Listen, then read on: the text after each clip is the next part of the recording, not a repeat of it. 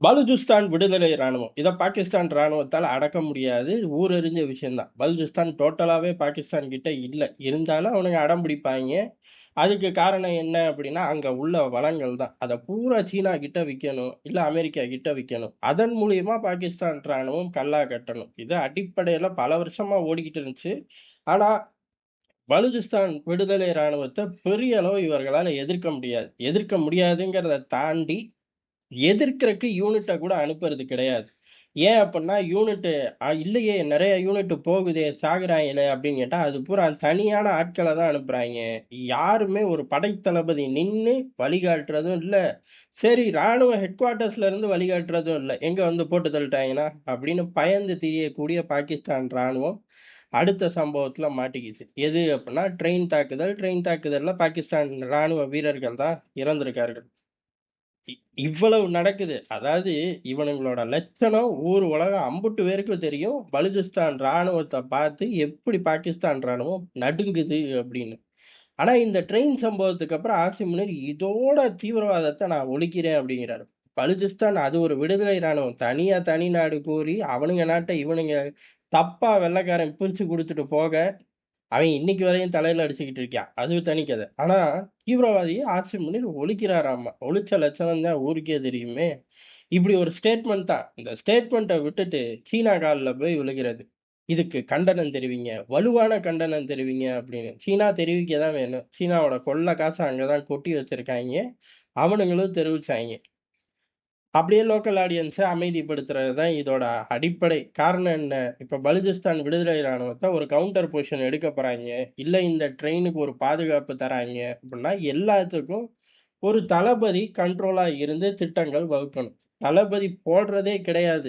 ஏன் அப்படின்னு கேட்டா, போட்டாலும் யாரும் சார்ஜ் எடுக்கிறதே கிடையாது. எப்ப உன்ன தான் அடுத்த வாரம் அந்த பிராந்தியத்துக்கு இன்சார்ஜா போட போறாய்ங்க அப்படின்னா, உடனே தெறிச்சு ஓடிடுறது லீவுல.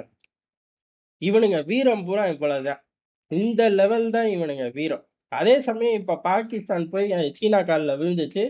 சீனா அவனோட காசு பூரா கொட்டி கிடக்கு. ஏன்டா அவன அடக்கிறத விட்டுட்டு என்கிட்டயே வந்து நிக்கிற? நானும் உள்ள இறங்கி அடி வாங்க முடியாது. காரணம் சீன வீரர்கள இறக்கி விட்டாய்ங்க. எது குவார்டர்ஸ்குள்ள பாதுகாக்க. அங்க வச்சும் போட்டு தள்ளிட்டாய்ங்க.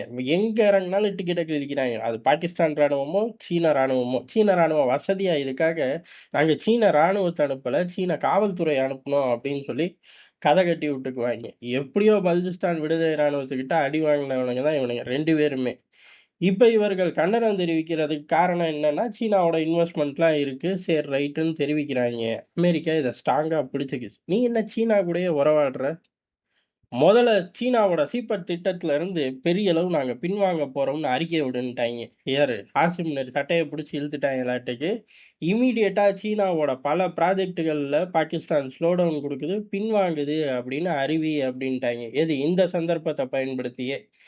இப்ப பெரிய அளவு பலுசிஸ்தான் விடுதலை ராணுவத்த தூண்டி விட்டாலே போதும், இல்ல அவர்கள் செய்யறத கண்டுக்காம இருந்தாலே போதும், அமெரிக்காவுக்கு தேவையான மைலேஜை எடுக்கலாம் அப்படிங்கிற அந்த திசைய நோக்கி அமெரிக்கா நகர ஆரம்பிக்குது. காரணம், இந்த ட்ரெயின் தாக்குதலுக்கு அமெரிக்கா எந்த ஒரு கண்டனமும் எதுவும் தெரிவிக்கிறது இல்ல. அதே சமயம் இந்த தாக்குதல மையமா வச்சுட்டு, சீனா கிட்ட ஓடி போய் நின்ன பாகிஸ்தான திருப்பி ஏன் அங்க ஓடி போன? ஓடி வா, ஓடி வா, ஓடி வா அப்படின்னு சொல்லி பாகிஸ்தானோட ராணுவ தளபதி ஆசிம் முனிர வச்சே ஒரு ஸ்டேட்மெண்ட். அநேகமா இத பூரா யார் விடணும் அப்படின்னா, பாகிஸ்தான்ல பிரதமர்னு ஒரு ஆள் இருக்காரு. அந்த டம்மி போஸ்ட்ல இருக்கிறவன அட்லீஸ்ட் அறிக்கையாச்சும் விட சொல்லலாம். ஆனா வெளிப்படையா ராணுவ தளபதியே எல்லாம் பண்றாரு. ஆனா ராணுவ தளபதியா பண்ணுங்க அப்படின்னா, டக்குனு தீவிரவாதியா மாறி எங்கிட்டாச்சும் ஓடி போய் ஒளிஞ்சுக்குவான். இதான் இவனோட புத்தி. அந்த புத்தி கெட்ட பயலுக்கு ஒரு பக்கம் பலுசிஸ்தான் விடுதலை ராணுவம் அடிக்குது. அடிக்கிறதுல இருந்து தப்பிக்கிறக்காக உள்ளூர் ஆடியன்ஸ திருப்திப்படுத்த சீனால இருந்து ஒரு ஸ்டேட்மெண்ட்ட வாங்கிட்டு வந்து, "இங்க பாருங்க உலகம் பூரா சப்போர்ட் பண்ண போது, நான் ஒழிச்சு கட்டப் போறேன் தீவிரவாதத்த" அப்படின்னு சொன்ன அடுத்த செகண்டு, அமெரிக்கா தன் பங்குக்கு சீன திட்டங்கள்ல இருந்து "வெளில வா" அப்படின்ட்டாய்ங்க. இப்ப வெளில வரேன்னும் சொல்லியாச்சு. இப்ப சீனா எந்த மூஞ்சில வச்சு முழிக்கிறது? வெக்கங்கெட்ட பையன் மூஞ்சிய போய் ஏன் முழிக்க போறான்? சொப்பு கடின்னு சீன அதிபர் கால்ல போய் விழுந்துருவாய்ங்க. இருந்தாலும் உள்ளூர் ஆடியன்ஸ் அதேபோல பலூச்சிஸ்தான் விடுதலை ராணுவம் அடுத்தடுத்து நடக்கக்கூடிய ஆப்பரேஷன்களுக்கு பெரிய அளவு அமெரிக்க தடைகள் வரப்போறது கிடையாது. அமெரிக்க தடைகள் வரல அப்படின்னாலே அவன் ஒரு தீவிரவாத இயக்கம்ங்கிற பட்டியலுக்குள்ள வரப்போறதே இல்ல. இல்லையே இருக்காங்களே அப்படிலாம் சொல்லக்கூடாது. அமெரிக்காவோட மறைமுக ஆதரவு இருந்தாலும் போதும். அவன் பாட்டு வண்டிய ஓட்டலாம். இது எழுதப்படாத சட்டம். நமக்கு பிடிக்குதோ, பிடிக்கலையோ, எதார்த்தமான உண்மைதான். உலகம் இந்த ஃபார்மட்ல தான் போய்க்கிட்டு இருக்கு. இப்ப பலுசிஸ்தான் விடுதலை ராணுவம் வீரியம் பெற, பெற பாகிஸ்தானுக்கு ஆப்பு விழுந்துகிட்டே இருக்கும். ஒரு பக்கம் பலுசிஸ்தான்ங்கிற பெரிய பிராந்தியம் கைய விட்டு போகிறது ஒரு பக்கம். அத காட்டி தான் சீனாவ பெரிய அளவு இவனுங்க இழுத்துட்டு வராய்ங்க. அதுவும் ஒழிஞ்சு போகும். அடுத்து இந்திய ஆக்கிரமிப்பு காஷ்மீரை மீட்கும்போது ஒட்டுமொத்தமா இவர்கள் இந்தியாவை காட்டி சில பிராந்தியங்களை காட்டி மைலேஜ் எடுத்து அம்புட்டும் போயிடும். அதுக்கடுத்து இஸ்லாமாபாத்தை ராகுல்பட்டியையும் வச்சுட்டு உள்ளூர் அரசியலையே சமாளிக்க முடியாம திணறுவாங்க. ஏறக்குறைய 2 கேங் 3 கேங் அப்படின்னு உடஞ்சு பிரிஞ்ச அந்த பகுதிகளை ஆள ஆரம்பிப்பாருங்க. இதை சீரா இதே வேகத்துல நகர்த்திட்டு போனோம் அப்படின்னா ஆட்டோமேட்டிக்கா நடக்கும். ஆனா உலகம் இன்னைக்கு உள்ள சூழ்நிலையில எல்லா பக்கமும் யுத்தம் வெடிக்குது. யார் யார் எந்த டார்கெட்ட முடிக்கிறான், எந்த டார்கெட்ல சிக்காம தப்பிச்சு போட பிளான் போடுறார்கள் அப்படிங்கிறதெல்லாம் பெரிய குதிரை கொம்பான விஷயமா மாறி போன காலகட்டத்துல பாகிஸ்தான் திட்டமிட்டபடி அழியாது. ஆனா அழிவு உறுதி. எந்த வேகத்துல வேணாலும் போய் அழியும் அப்படிங்கறதுக்கு இந்த சம்பவங்கள்லாம் ஒரு எடுத்துக்காட்டு.